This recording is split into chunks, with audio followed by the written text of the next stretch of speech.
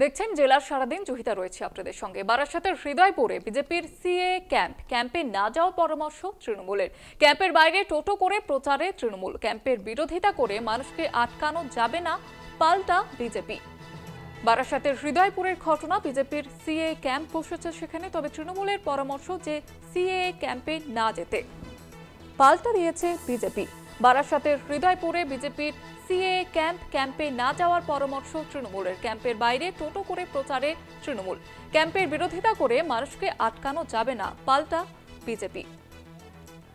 আমাদের সঙ্গে টেলিফোন লাইনে রয়েছে প্রতিনিধি ভক্তি দে। ভক্তি, ঠিক কি বলা হচ্ছে তৃণমূলের তরফ থেকে এবং বিজেপির তরফ থেকে?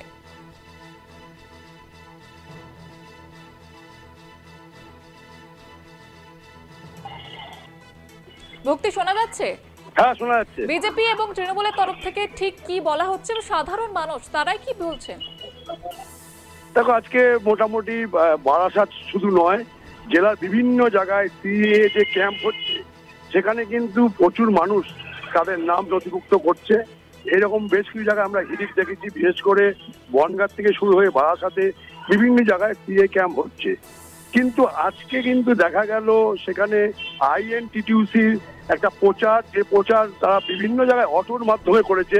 বিশেষ করে বারাসাত হৃদয়পুর অঞ্চলে তারা এই সিএ ক্যাম্পের বিরুদ্ধে যেখানকার যে মানুষ যারা এসেছিল, জমায়েত করেছিল এবং তাদের নাম নথিভুক্ত করছিল, সেখানে তারা প্রচার করছিল অযথা ভয় না পেতে এবং এই ক্যাম্পে না যেতে। এই রকম প্রচার ছিল তাদের মাইকিং এ।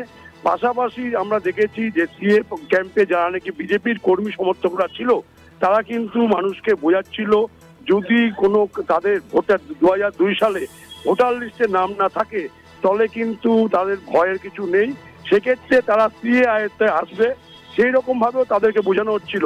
অর্থাৎ দেখা গেছে হৃদয়পুর অঞ্চলেই, অর্থাৎ এখানে কিন্তু একদিকে তৃণমূল কংগ্রেসের শ্রমিক সংগঠন, অন্যদিকে দেখা যাচ্ছে বিজেপির যারা আছেন আধিকারিক বা কর্মকর্তা, তারা কিন্তু সেখানে তারা ক্যাম্প চালাচ্ছিল।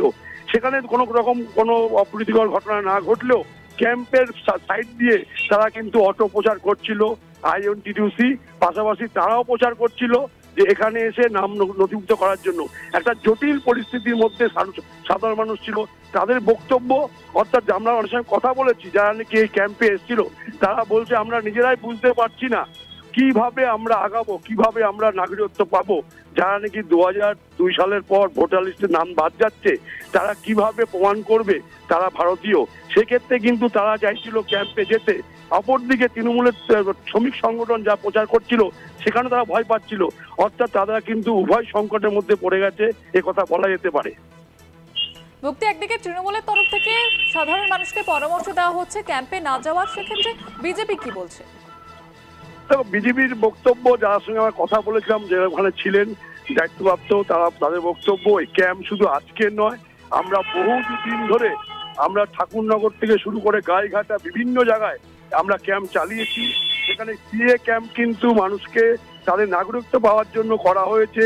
যারা নাকি বাংলাদেশ থেকে এসছে, তারা তাদের যাদের ভোটার কার্ড নাম না থাকলেও আধার কার্ড আছে, প্যান কার্ড আছে, অন্য অন্য নথিগুলো আছে, তাদেরকে আমরা শুধু দেখে বলছি যে এইভাবে আপনারা নাগরিকত্ব পাবেন, তাদের প্রয়োজনীয় যে কাগজপত্রগুলো আছে।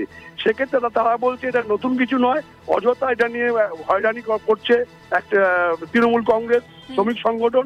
তারা কিন্তু পরিষ্কার বলছে এটা একটা ক্যাম্প, সেখানে আমরা ভালো মতন পরামর্শ দিচ্ছি কিভাবে ভারতীয় নাগরিক হওয়া যাবে এবং তার জন্য প্রয়োজনীয় কাগজপত্র কি কি লাগবে, সেই নিয়ে কিন্তু আমরা প্রচার চালাচ্ছি। ধন্যবাদ জানাবো ভক্তি। বারাসাতের হৃদয়পুরের ঘটনা, সেখানে বিজেপির সিএ ক্যাম্প, তবে তৃণমূলের তরফ থেকে সাধারণ মানুষকে পরামর্শ দেওয়া হচ্ছে ক্যাম্পে না যাওয়ার, পাল্টা এবার বিজেপিও। ক্যাম্পের বাইরে টোটো করে প্রচার চালাচ্ছে তৃণমূল, যাতে সাধারণ মানুষ ওই সিএ ক্যাম্পে না যান। ক্যাম্পের বিরোধিতা করে মানুষকে আটকানো যাবে না, এমনটাই মন্তব্য বিজেপির। একদিকে এসআইআর এর আতঙ্ক, তার মধ্যে বিজেপির সিএ ক্যাম্প। বারাসাতের হৃদয়পুরে বিজেপির ক্যাম্প, সিএ ক্যাম্প, এবং সেখানে তৃণমূলের তরফ থেকে বাইরে টোটো করে প্রচার করা হচ্ছে। সাধারণ মানুষকে ক্যাম্পে না যাওয়ার পরামর্শ দেওয়া হচ্ছে তৃণমূলের তরফ থেকে।